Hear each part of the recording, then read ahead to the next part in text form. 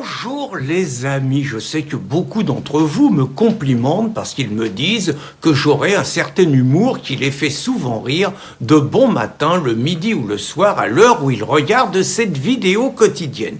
Eh bien je ne suis pas certain aujourd'hui de vous raconter une histoire qui va vous faire beaucoup rire, ou alors on peut en rire après tout devant tant de bêtises, ou on peut en pleurer comme on veut, je vous dis tout. Donc bon, vous savez que je me suis un tout petit peu impliqué dans les combats contre l'invasion migratoire de nos campagnes, voulue par Macron, annoncée par Macron le 17 septembre dernier à ses préfets, et que je faisais partie des animateurs de Callac et de Saint-Brévin. Et donc, à cette occasion, disons que j'ai animé de nombreux rassemblements en présence de toutes les forces patriotes, à Callac et à Saint-Brévin, et qu'à Saint-Brévin, à Callac on a gagné bien sûr, et qu'à Saint-Brévin le combat continue. Vous savez qu'il a failli y avoir l'organisation de l'invasion du CADA, de l'occupation du CADA, et qu'à Saint-Brévin, par ailleurs, on a eu des divergences, ne le cachons pas,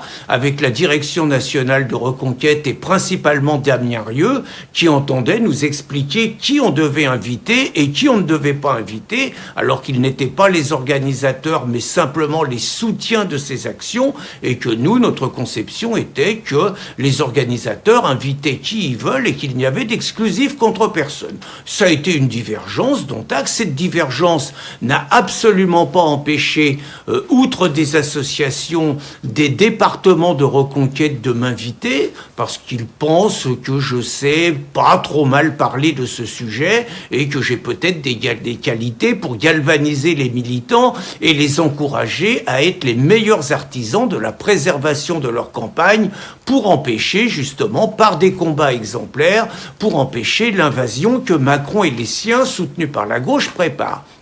J'ai donc déjà été invité par la Gironde, Alain de Peretti, en présence du secrétaire départemental, Dany Bonnet. Ça s'est très bien passé. Il y avait entre 100 et 150 personnes. Je n'ai eu que des bons retours. J'ai également été invité par la Fédération du 27 et son secrétaire Jean-Marc Bled. Près de Rouen, il y avait également près de 150 personnes. Ça s'était très très bien passé. Les gens étaient contents. Et d'ailleurs, j'avais eu d'excellents retours, puisque des militants de Seine-et-Marne présents m'avaient demandé si je serais d'accord pour intervenir sur ce sujet près de Fontainebleau. Donc j'ai dit que moi j'acceptais toutes les invitations, et donc nous en étions restés à ce que je devais intervenir le 23 septembre, donc c'est bientôt, sur ce thème ruralité et immigration, où j'aurais expliqué un petit peu les différents combats. Un autre maire reconquête me sollicitait pour intervenir,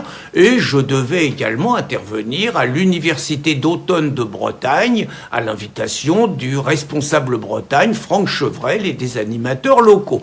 Donc pour vous dire que malgré cette petite divergence ponctuelle, les rapports étaient excellents avec l'ensemble des secrétaires fédéraux de reconquête, et que je n'avais pas l'impression d'avoir de grosses, mis à part avec Damien Rieu, avec lui, là, ça accroche pas. Sinon, j'avais pas l'impression d'être personnage non grata au sein de Reconquête. Et j'ai donc appris il y a une semaine, en recevant un coup de téléphone du secrétaire départemental Guillaume Cazeran, du 77, que finalement, alors bon, je sais pas quel a été son rôle là-dedans, mais je le saurais, mais que finalement, la direction nationale de Reconquête lui aurait demandé donc d'annuler ma venue, que je n'étais pas un personnage souhaité pour intervenir dans une réunion officielle de Reconquête, et que finalement ça serait Damien Rieu qui interviendrait à ma place. Alors j'étais très gentil avec Guillaume Cazeran, je lui ai dit que pas de problème, je ne lui en voulais pas, je connaissais peut-être pas forcément tous les dessous, on verra, mais je sais que les militants locaux du 77 sont fous furieux, et je leur ai dit que j'allais informer Éric Zemmour de cette situation pour savoir, alors c'était la veille des universités d'été, je veux bien savoir qu'on peut être très pris, mais pour savoir s'il était au courant de cette situation, et surtout, quelle décision il prenait. En gros, il est au courant, oui ou non, et connaissant ce qui se passe, il donne quitus à sa direction, ou bien bien, il intervient et il me fait intervenir. Donc, écoutez, j'ai eu Eric hier. Eric est toujours un personnage adorable, très sympathique. On a causé très amicalement.